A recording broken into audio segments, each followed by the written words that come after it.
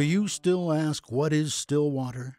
It is the natural receptacle of the countless millions of logs that for a long time to come will float down the River St. Croix. Stillwater will be a second Bangor, Maine in the lumber trade. Nothing can prevent it. The St. Croix Union, May 26, 1855. Of all the lumbermen in the St. Croix River Valley, none was more powerful than the barrel-chested, bald-headed Isaac Staples. A contemporary described him as restless, alert, far-seeking, systematic, and persistent. He arrived a stranger in Stillwater in 1853 when Minnesota was still a territory. A minister's son, he was born in Maine in 1816, and as a young man took work as a lumberjack on the Penobscot River. He was already in his late 30s and on his way to a prosperous career in the lumber business. But he came west in 1853 at the behest of business partners to purchase pine lands in the St. Croix Valley. He brought business acumen from his years in New England, while his partners from Maine and Massachusetts provided the much-needed dollars. Looking back, one of his contemporaries, William Folsom, wrote, "The advent of Isaac Staples in Stillwater gave to the city new life."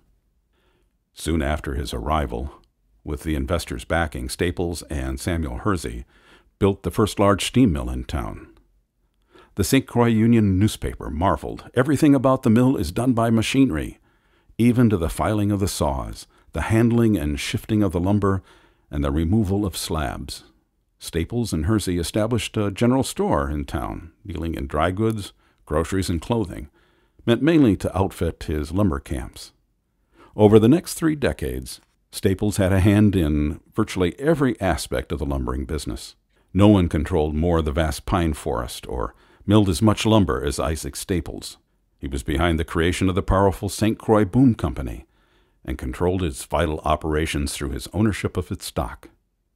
His personal and financial interests spread to other endeavors. He was the valley's biggest and most successful farmer, and as president of the Lumbermen's National Bank, one of its most important bankers. Staples made enough profit in lumber to set out on his own. He was an investor in many other mills, including the mill on the north end of Stillwater that now bears his name.